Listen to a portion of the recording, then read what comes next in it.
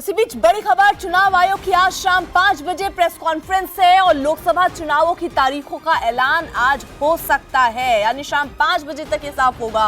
आपको बता दें प्रेस कॉन्फ्रेंस है, 5 बजे चुनाव की घोषणा आज हो सकती है। ईसी की जो शाम 5 बजे प्रेस कॉन्फ्रेंस होगी।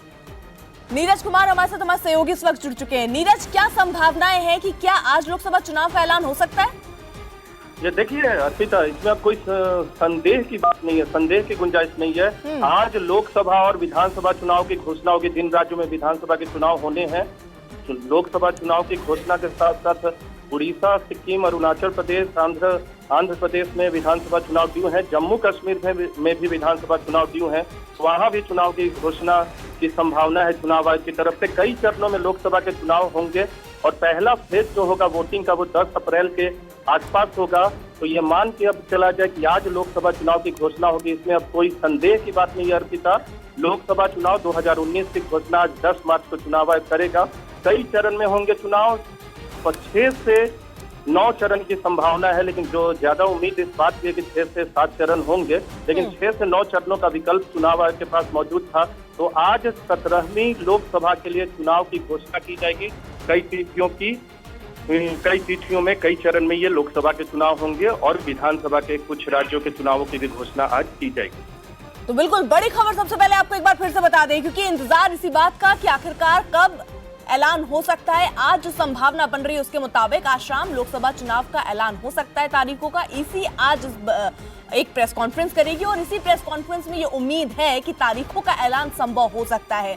नीरज, जिस तरीके से आप बता रहे थे चरणों को लेकर यहाँ पर बातचीत हुई, मतलब सोचा गया इसी की तरफ से, कितने चरण में अभी संभावना है ये चुनाव होंगे? देखिए 6 चरण, कम से कम 6 चरण अर्पिता, और अधिक से अधिक 8 से 9 चरण कह सकते हैं, क्योंकि अगर जम्मू और कश्मीर में भी विधानसभा चुनाव करने का तय कर लिया है चुनाव आयोग ने, तो 9 चरण तक जा सकते हैं। क्योंकि लगातार जो है चुनाव आयोग की तरफ से जितने भी, अगर 2004 में बात करें तो 4 चरण में लोकसभा चुनाव हुआ था। 2009 की बात करें तो 6 चरण में कराए गए थे, माफ कीजिएगा 5 चरण में कराए गए थे। उसके बाद 2014 की बात करें तो 9 चरण में कराए थे। तो 9 चरण का विकल्प है चुनाव आयोग के समक्ष और इसी में से एक विकल्प को चुनाव आयोग को चुनना है। लेकिन 6 से कम चरण नहीं होंगे, कम से कम 6 चरण और अधिक से अधिक 9 चरणों में चुनाव हो सकते हैं। लेकिन ज्यादातर जो देश के राज्य वहां 1 चरण में चुनाव कराया जाएगा। उत्तर प्रदेश में कम से कम 6 चरण में चुनाव होंगे। बिहार में 5 से 6 चरण में चुनाव कराए जाएंगे। जम्मू कश्मीर में लोकसभा और लोकसभा के साथ अगर विधानसभा चुनाव भी क्लब कर लिया है चुनाव आयोग ने, तो वहां कम से कम 5 से 6 चरण में चुनाव होंगे।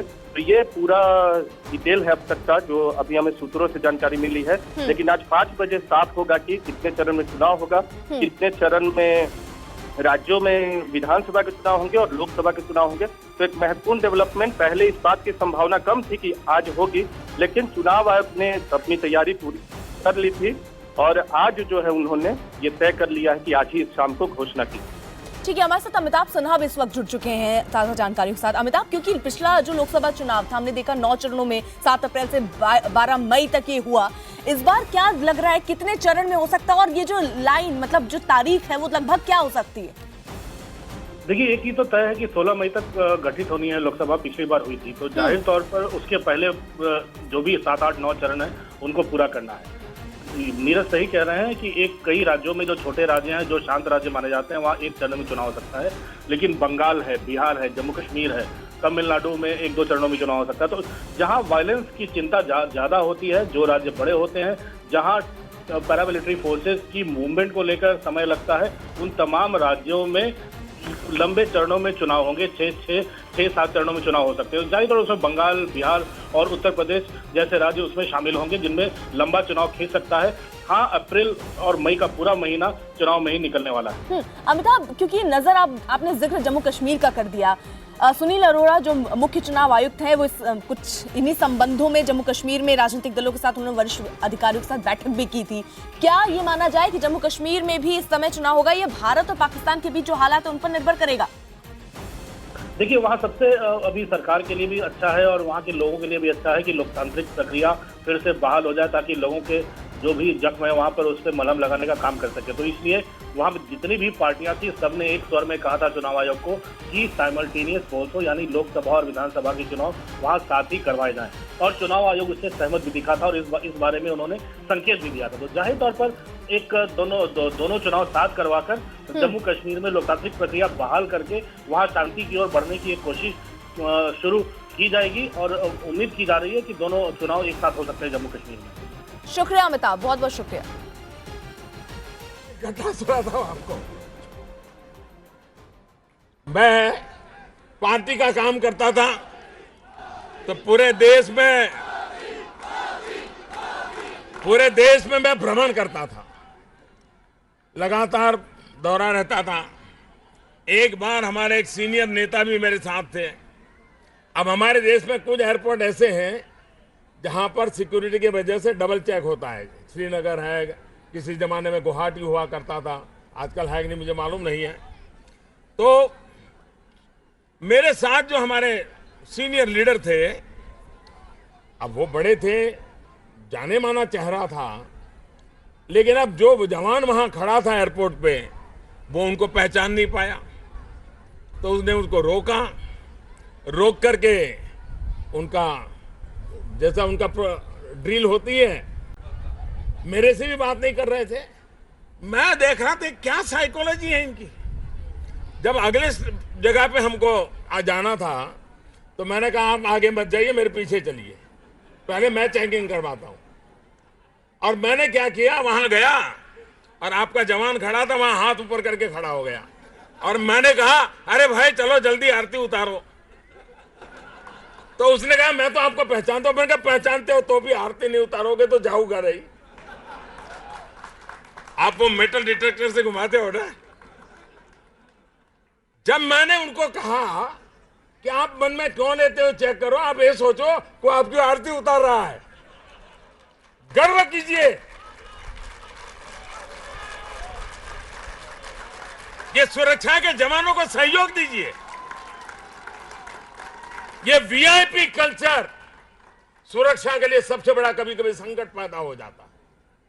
और इसलिए मैं आज इस जगह पे से ये कहने की हिम्मत करता हूं, क्योंकि मैं खुद डिसिप्लिन को फॉलो करने वाला इंसान रहा। पद मेरी डिसिप्लिन में कभी बीच में नहीं आता है और ये हम सब नागरिकों का कर्तव्य होता है। इतना बड़ा आज आप 1.5 लाख है, 15 लाख भी हो जाए तो भी अगर नागरिक डिसिप्लिन में नहीं रहता है, नागरिक सहयोग नहीं करता है, तो आपका काम और मुश्किल हो जाता है। और इसलिए ये गोल्डन जुबिली ईयर में हम नागरिकों को कैसे प्रशिक्षित करें, नागरिकों को इतनी बड़ी व्यवस्था का महात्म्य कैसे समझाएं, ये मैं समझता हूं एक बहुत बड़ी आवश्यकता है। और इसलिए जब मैं परेड का निरीक्षण कर रहा था तो मेरे मन में कुछ विचार चल रहे थे कि आज आपके साथ क्या बातें करूं। तो एक विचार मेरे मन में आया कि एयरपोर्ट पर, मेट्रो स्टेशन पर हम एक डिजिटल म्यूजियम बनाएं, स्क्रीन पर लगातार चलता रहे कि सीआईएसएफ का जन्म कैसे हुआ, उसका विकास और विस्तार कैसे हुआ, वो किस प्रकार से सेवा कर रहा है, नागरिकों से उनकी क्या अपेक्षाएं हैं। ये मेट्रो में जाने वाले 30 लोग कभी न कभी तो देखेंगे, ये हवाई अड्डे पर आने वाले 7 लाख 8 लाख लोग इसको देखेंगे, उनको समझ आएगा कि भाई ये 24 घंटे काम करने वाले लोग हैं, इनका जरा सम्मान कीजिए, इनका गौरव कीजिए, इनका आदर कीजिए। इनको प्रशिक्षित करना बहुत आवश्यक है और नागरिकों का प्रशिक्षण जितना ज्यादा होगा इतना सुरक्षा बलों की ताकत बढ़ेगी। और इस काम की ओर बल देने का प्रयास मेरी तरफ से आपको पूरा सहयोग रहेगा। सीआईएसएफ में बाकी केंद्रीय बलों की तुलना में बेटियों की संख्या सबसे ज्यादा है।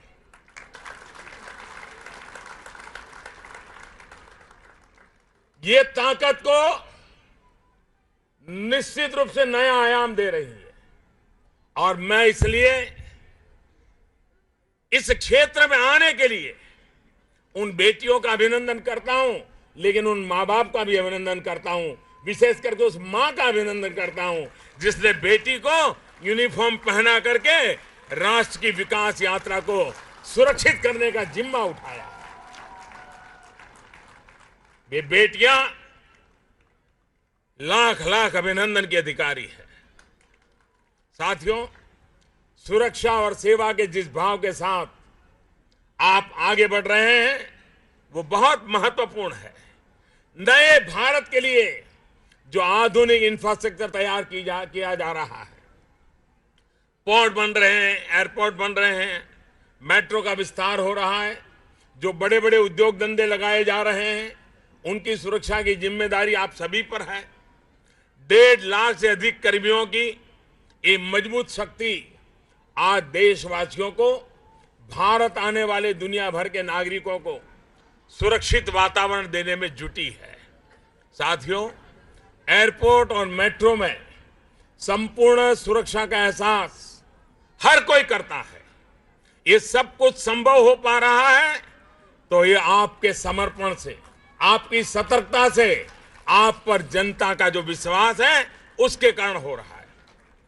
अभी तो एयरपोर्ट हो या फिर मेट्रो, सेवा इसमें बहुत अधिक विस्तार हो रहा है। दोनों क्षेत्रों में हम दुनिया में इस तरह की सेवा देने वाला सबसे बड़ा देश बनने की तरफ आगे बढ़ रहे हैं। साथियों, मुझे भी अनेक बार मेट्रो में सफर करने का अवसर मिला है और तो मैं देखता हूं कि आप सभी कितनी मेहनत करते हैं, किस प्रकार घंटों तक निरंतर आपको हर व्यक्ति पर, हर सामान पर नजर गड़ाए रखनी पड़ती है। सामान्य व्यक्ति जो इस प्रकार मेट्रो या हवाई जहाज में सफर करता है उसको आपकी ये मेहनत दिखती है। लेकिन ये भी सही है कि अक्सर कुछ लोग सोचते हैं कि आपका काम बस इतना ही है, कोई आया उसको देखा छोड़ दिया। साथियों, देश को ये जानना भी बहुत जरूरी है कि सीआईएसएफ का हर सुरक्षा कर्मी सिर्फ चेकिंग के काम से नहीं जुड़ा, बल्कि सुरक्षा के हर पहलू, हर मानवीय संवेदनाओं के हर पक्ष में वो भागीदार है।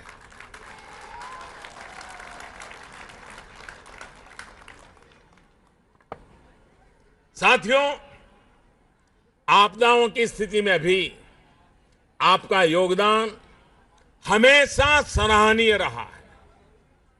पिछले वर्ष केरल में आई भीषण बाढ़ में आप में से अनेक साथियों ने राहत के काम में, बचाव के काम में दिन रात एक करके हजारों लोगों का जीवन बचाने में मदद की। देश में ही नहीं, विदेश में भी जब मानवता संकट में आई है तब सीआईएसएफ ने अपनी जिम्मेदारी बखूबी निभाई है। नेपाल और हैती में भूकंप के बाद आपके योगदान की सराहना अंतर्राष्ट्रीय स्तर पर भी हुई है। इतना ही नहीं, मुझे बताया गया है कि सफर के दौरान परिवार से बिछड़े हुए लोगों को, बच्चों को अपने परिवारों से मिलाने या फिर उनको सही जगह तक पहुंचाने का काम आप सभी पूरी संवेदना के साथ कर रहे हैं। इसी प्रकार बेटियों को सुरक्षित वातावरण देने के लिए भी आपके प्रयास बहुत ही प्रशंसनीय है। इन्हीं सब कारणों से आपको देश का इतना विश्वास मिला है। साथियों, आज के इस अवसर पर जब हम महत्वपूर्ण पड़ाव पर पहुंचे हैं तब हमें अपने उन सहयोगियों को भी याद करना चाहिए जो अपनी ड्यूटी के लिए, देश की सुरक्षा के लिए सर्वोच्च बलिदान दिया है, शहीद हुए हैं। आतंक और हिंसा को बढ़ावा देने वाली ताकतों से आपने देश को, हमारी अमूल्य धरोहर, हमारी संपदा को बचाने के लिए सर्वोच्च त्याग किया है, बलिदान दिया है। सीआईएसएफ हो, सीआरपीएफ हो, सहित दूसरे सशस्त्र बल हो, आपके समर्पण, आपके बलिदान से ही आज नए भारत का सपना हम देख पा रहे हैं। अब तक केंद्रीय पुलिस बल के 4000 से अधिक शहीदों सहित पुलिस के 35,000 से ज्यादा साथियों ने सर्वोच्च बलिदान दिया है। मैं इन सभी शहीदों को श्रद्धा सुमन अर्पित करता हूं। लेकिन मैं इन सुरक्षा बलों से जुड़े लोगों से कहना चाहूंगा, मैं मन से इमोशनली मैं फील करता हूं कि खाकी वर्दी में जो लोग हैं उनकी मेहनत को देश में जितना मान सम्मान मिलना चाहिए नहीं मिला है, जितना उनको रिकॉग्नाइज करना चाहिए सामान्य मानवी के द्वारा वो नहीं हुआ है। और इसलिए आजादी के बाद पहली बार लाल किले पर से एक ऐसा प्रधानमंत्री जिसने 35,000 से ज्यादा पुलिस कर्मियों के शहादत की वकालत की थी, ये मुझे करने का इसलिए हुआ क्योंकि सामान्य मानवी को मालूम नहीं है और उसके दिमाग में तो एक कांस्टेबल ने उसके साथ क्या व्यवहार किया, उसी के आधार पर इस पूरी व्यवस्था का वो मूल्यांकन करता है। हम जितना गौरव बढ़ाएंगे, हमारे इन सुरक्षा बलों का जितना सम्मान बढ़ाएंगे, इतनी प्रतिष्ठा बढ़ाएंगे, ये देश के लिए बहुत आवश्यक है। और उसी का एक हिस्सा है ये पुलिस मेमोरियल बनाना। और मैं चाहता हूं हर स्कूल का बच्चा कभी न कभी वहां जाना चाहिए, देखे तो सही कि हमारे लोग मरने वाले लोग कौन थे, जरा जाने तो सही। और इसी दिशा में हमें निरंतर प्रयास करना है। कितना ही बड़ा त्याग, कितनी बड़ी तपस्या राष्ट्र रक्षा से जुड़े आप सभी लोगों का परिवार करता है, इसको शब्दों से बयान करना मुश्किल है। और मुझे खुशी हुई जब मैं यहां खुली जीप से जा रहा था, मुझे 3 पीढ़ी के दर्शन करने का मौका मिला।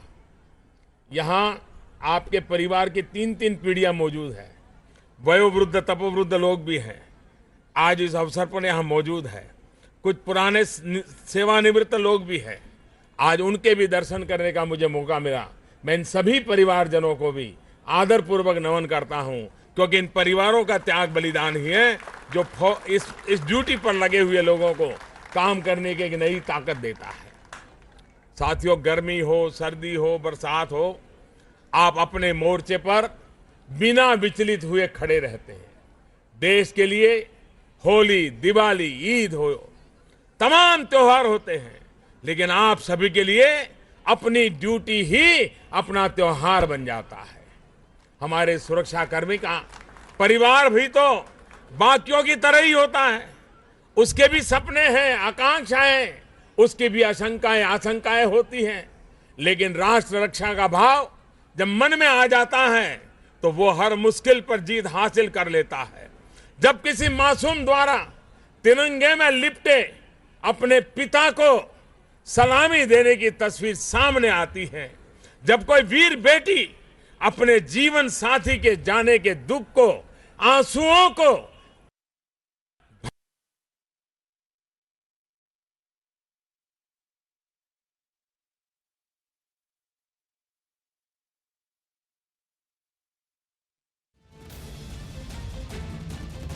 तो सीआईएसएफ के 50वें स्थापना दिवस समारोह में शामिल होने के लिए प्रधानमंत्री नरेंद्र मोदी गाजियाबाद पहुंचे हैं। उन्हें आप सुन रहे थे। इस मौके पर पीएम मोदी ने परेड को सलामी दी, इससे पहले सीआईएसएफ बैंड ने भी उन्हें सलामी दी।